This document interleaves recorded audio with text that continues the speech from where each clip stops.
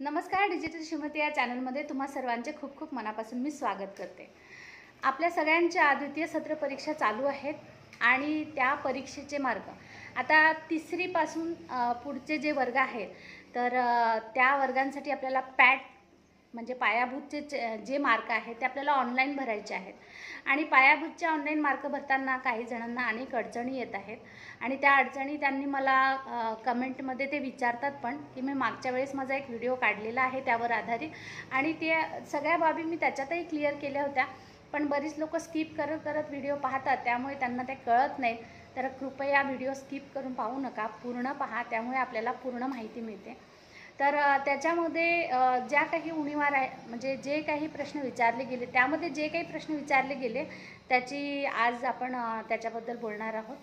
तर सगळ्यात पहिले जे पॅटचे मार्क आहेत तर त्या ज्या प्रश्नपत्रिका आहेत त्या शासनाकडून आपल्याला आलेल्या आहेत आणि त्याच्यामध्ये तिसरी, चौथी, पाचवी, 6वी, 7वी, 8वी पुढचे वर्ग सगळे आहेत.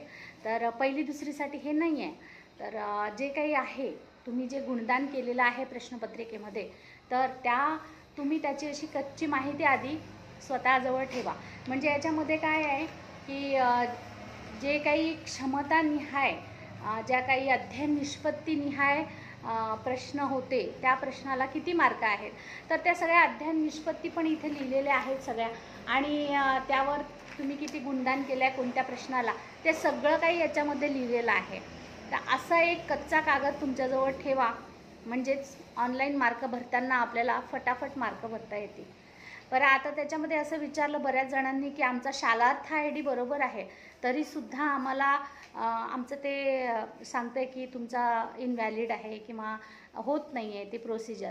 तर याच्यासाठी आपण आपला पोर्टलवरती किंवा शालार्थमध्ये आपण ते सगळं अपडेट करणं गरजेचं आहे. काही जणांचे मोबाईल चेंज होतात किंवा काही जणांच्या नावामध्ये बदल होतो किंवा काही जणांच्या इतर काही प्रॉब्लेम असू शकतात किंवा एक व्यक्ती तर असे होते की त्यांच्या ते जे टाईप करायचे त्याच्यामध्ये थोडा स्पेस पण होता आणि त्या स्पेसमुळे त्यांचं व्हॅलिड असून इनव्हॅलिड दाखवत होतं. तर अशा काही अनेक गोष्टी आहेत. तर पंचायत समितीला आपल्याकडे पंचायत समितीला तंत्रस्नेही काही असतात, ऑनलाईनची कामं करणारे पंचायत समितीला लोक असतात. VSK मार्फत हे सगळं चालवलं जातं.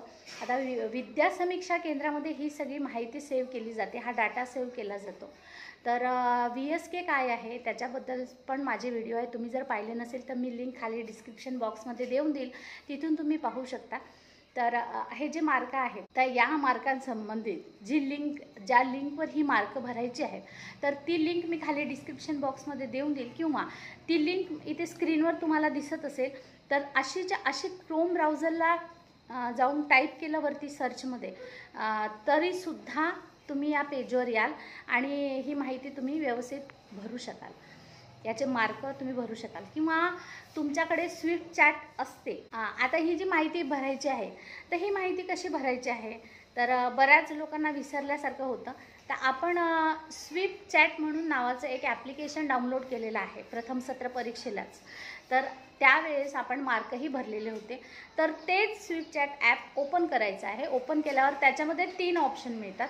तर पहिलं जे आहे तर ते आहे स्वाध्यायचं, त्यानंतर मग पॅट येतं म्हणजे गुणदान मूल्यमापनाचं आणि त्याच्यानंतर आहे जे आहे हजेरीचं म्हणजे उपस्थितीपत्रक, ते पण ऑनलाईन हजेरी जी आहे ती. असे 3 ऑप्शन येतात, त्याच्यापैकी आपण पॅट निवडायचं, PAT पॅट. तर त्याच्यावर क्लिक केल्यानंतर मग पुढची प्रोसिजर तुम्हाला दिसत असेल इथे की त्याच्यामध्ये काय येतं. मग आपलं नाव, आपली इयत्ता सिलेक्ट करायची आणि इयत्ता सिलेक्ट करून मग पुढे त्या विद्यार्थी दिसतात, विद्यार्थ्यांची यादी येते, जे त्या वर्गातल्या सगळ्या विद्यार्थ्यांची नावं येतात. त्याच्यापुढे प्रलंबित आहे असं येतं म्हणजे अजून माहिती भरलेली नाही आहे. मग कोणाचे तरी एकाच्यावर क्लिक करायचं आणि त्याच्याबद्दल जी प्रश्नपत्रिकेमध्ये त्याला उत्तरपत्रिकेमध्ये जे मार्क मिळालेले आहेत प्रश्नाचा क्रमांक तुमच्या पुढे येईल, त्याचे पर्याय येतील, त्याच्या पुढे जेवढे त्याला मार्क असेल ते क्लिक करत जायचे. तर अशा प्रकारे आता आपण इथे लाईव्ह डेमो मी तुम्हाला दाखवते. तर त्याच्याबद्दल आता आपण पाहूया. त्याच्या आधी अजून एक की हे जे मार्क आहेत पॅटचे, तर हे मार्क 26 एप्रिलपर्यंत याची मुदत आहे. तुम्ही 26 एप्रिलपर्यंतच हे मार्क भरू शकता. हे 3 विषयांचे मार्क आहेत फक्त, भाषा, गणित आणि इंग्रजी. हे 3च विषय याच्यामध्ये इन्क्लूड केलेले आहेत.